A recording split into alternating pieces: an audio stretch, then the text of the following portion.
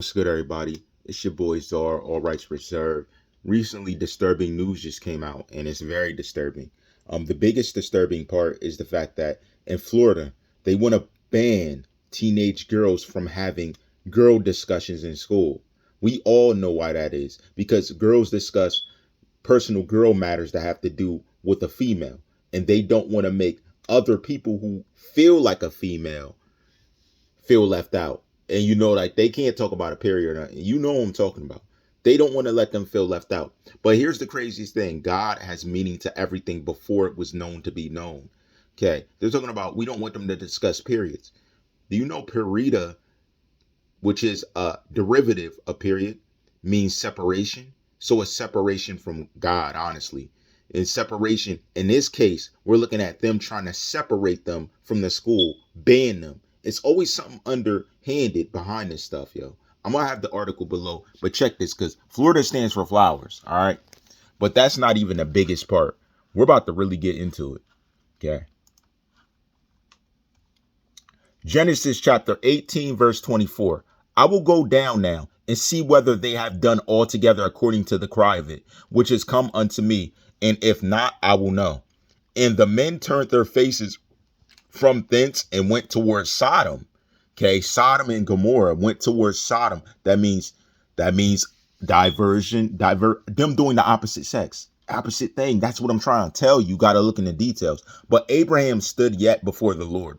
And Abraham drew near and said, wilt thou also destroy the righteous with the wicked? Right there, asking, peradventure there be 50 righteous within the city. Wilt thou also destroy and not separate the place for the 50 righteous that are therein? The same concept we've been talking about. So they don't care about who's righteous, the girls that want to be girls or the boys that want to be boys. They're worried about the outcast, trying to change everything for the outcast that they never done for any other race, any other culture ever. They've never done this, but they're trying to do it for them. Why? Okay.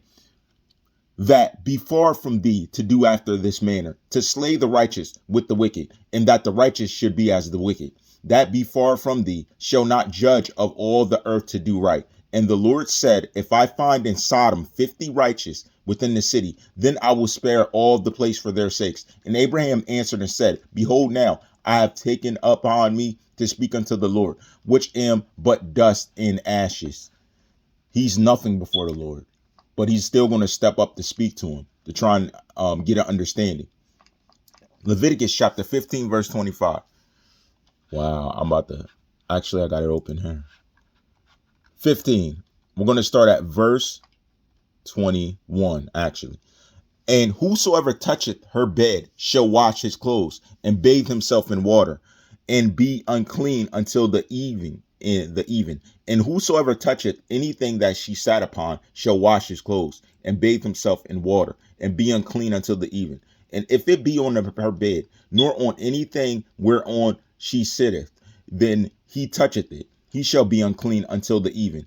And if any man lie with her at all, and her flowers be upon him, he shall be unclean 7 days, and all the bed whereon he lieth shall be unclean. And if a woman have an issue of her blood many days out of the time of her separation, right there, perida means separation. Right there, I'm trying to tell you, it's connection. If it run beyond the time of her separation, all the days of the issue of her uncleanness shall be as the days of her separation. She shall be unclean. Every bed whereon she lieth, all the days of her issue shall be unto her as the bed of her separation.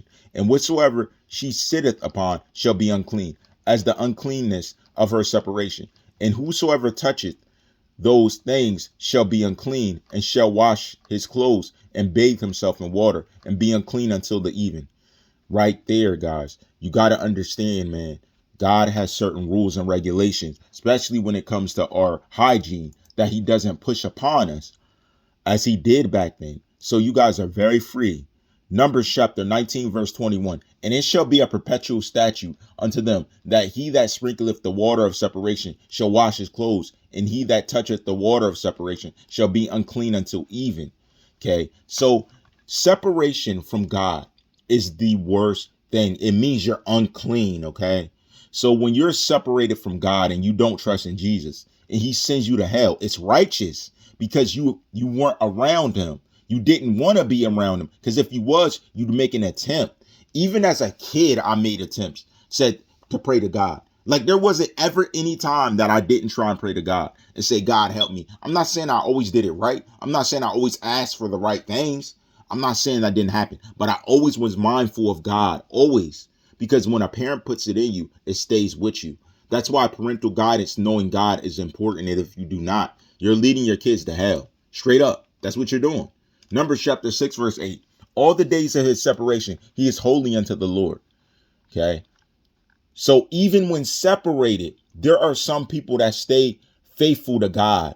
And that's going to be in the end times we're going to get to, where staying faithful to God, even though you're separated, keeps your soul in your body. It may not give you rest or peace, but it keeps your soul healthy before God, trusting in him. That's what I'm helping you get to. Because when I talk about it, people are like, huh?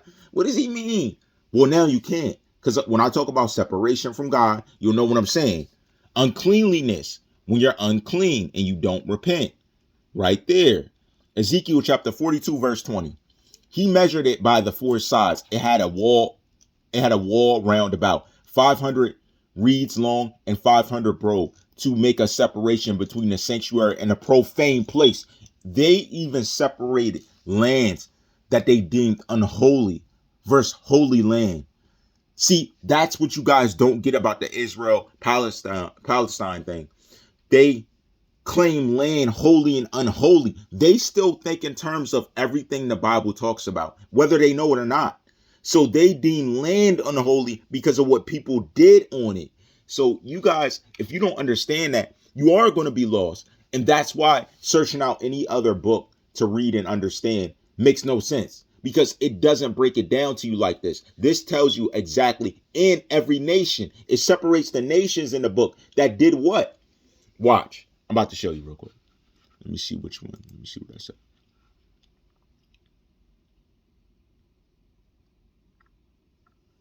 My beloved. Oh, Solomon, chapter 2, verse 9.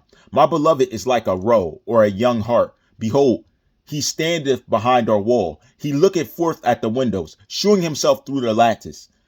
The rise up, my love, my fair one, and come away. For lo, the winter is past. The rain is over and gone. The flowers appear on the earth. The time of the singing of the birds is come, and the voice of the turtle is heard in our land. The fig tree putteth forth her green figs, and the vines with the tender grape give a good smell. Arise, my love, my fair one, and come away, O my dove, that art in the clefts of the rock, in the secret places of the stairs. Let me see thy countenance. Let me hear thy voice. For sweet is thy voice, and thy countenance is comely. Take us the foxes, the little foxes that spoil the vines, for our vines have tender grapes. Can you guess what they're talking about? Can you guess? Let me see if I can give you a second hint. Right there. It's like, all right, here we go. And he built the walls of the house within the borders of cedar, both the floor of the house and the walls of the ceiling. And he covered them on the inside with wood, and covered the floor of the house with planks of fir. And he built 20 cubits on the sides of the house with the floor, and even built them within, even for the oracle, even for the most holy place in the house, that is, the temple before it, was 40 cubits long. And the cedar of the house within was carved with knops and open flowers. All was cedar. There was no stone seen. And the oracle he prepared in the house within to set the ark of the covenant of the Lord. And the oracle in the forepart was 20 cubits in length, and 20 cubits in breadth, and 20 cubits in height thereof. And he overlaid it with pure gold, and also covered the altar with was of cedar. So Solomon overlaid the house within the pure gold, and he made partition by the chains of gold before the oracle, and he overlaid it with gold. These were the days of Solomon. Remember, he ruled the entire area. This is obviously talking about near China, because it also talks about the flowers and the water surrounding the house. I've never seen anyone do that practice with ponds with lilies on them. Trust me, this is what China does till this day. This is what they do, man. They knew who God was, their ancestors. Thing is, we were taken far from it, man. Taken far from it. We're over there in China, set up. This is how they did it. And that was pleasing to God. And they did it to build a temple for Christ there in those areas. I don't know if they tore it down. I don't know if that's what they're arguing about, but that is what happened. He was over there heavy. Christ was over there heavy. Then they turned to profane gods. That's why they separated the land from separation by building a division between the unholy place and the holy place. Right there. Solomon's telling you. Remember, he lived 700 years. What are we talking about? This guy lived 700 years. That's like 7 lifetimes compared to us. That's how they built the land up like that. Leviticus chapter 15, verse 33. Let's start at 30.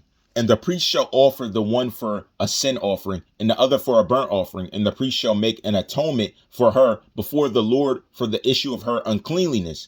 Thus shall ye separate the children of Israel from their uncleanness, that they die not in their uncleanness when they defile my tabernacle that is among them. This is the law of him that hath an issue, and of him whose seed goeth from him, and is defiled therewith, and of her that is sick of her flowers, and of him that hath an issue, of the man, and of the woman, and of him that lieth with her, that is unclean. Uncleanliness, you got to get clean. That is repentance, okay? Repenting, okay? And just to double down, Nehemiah chapter 7, verse 57. The children of Solomon's servants, the children of Sotai, the children of Sophereth, and the children of Perida. Look those up, man. This is crazy. It's right there in Europe. That's like 3 separate places in Europe where they're currently not practicing anything to do with Christ. And he's saying that destruction is going to come if they do not turn. I'm trying to tell you, this book is not a lie. It's very, very explicit. To the point it gives you the size of how they built it. That's crazy. Telling you the metrics of the pond. That's insane. You never read nothing like that. I've never read nothing like that. Reading the books of different religions. Where does it break down the place, the size of what it is, and then tells you what God's going to do? Like this. It doesn't speak for God. That's what I'm trying to tell you. It's a false God. This is God speaking. Leviticus chapter 12, verse 2. Speak unto the children of Israel, saying, if a woman have conceived seed and born a man child, then she shall be unclean 7 days, according to the days of the separation. For her infirmity shall she be unclean. Okay? Because at times, when doing stuff out of wedlock happens, it's unclean before God. Cleanliness before God is having a kid within. Even so, that's why you get them baptized. Because you should baptize your child anyway, to give him a chance of the Spirit to understand. And we're getting there. We're getting there.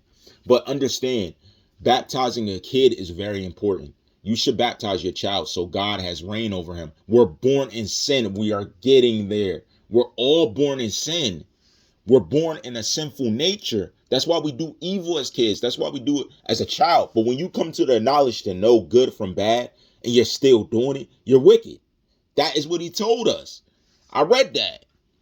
Numbers chapter 19, verse 20. But the man that shall be unclean and shall not purify himself, that soul shall be cut off from among the congregation, because he hath defiled the sanctuary of the Lord. The water of separation hath not been sprinkled upon him. He is unclean. That's why he just backed what I just said.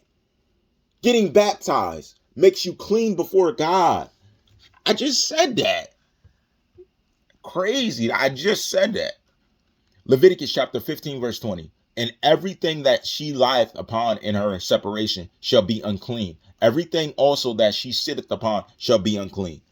Get this, okay? Let's get back to the story. Florida is moving in wickedness because changing a child, changing their gender is wickedness.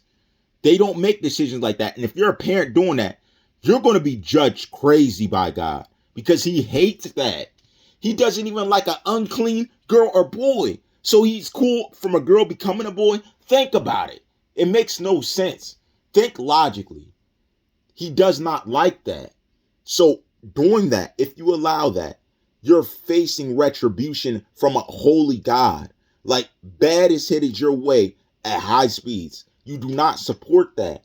You let them know the truth. You let them know I understand your feelings. You say, I'm going to try and get you help. Let's figure this out. That's a conversation you have with a child. You cannot do it by biblical reference. You do not let them be unclean and sit in it. Come on, guys. You guys got to do better. You can't tell the school that. All rights reserved.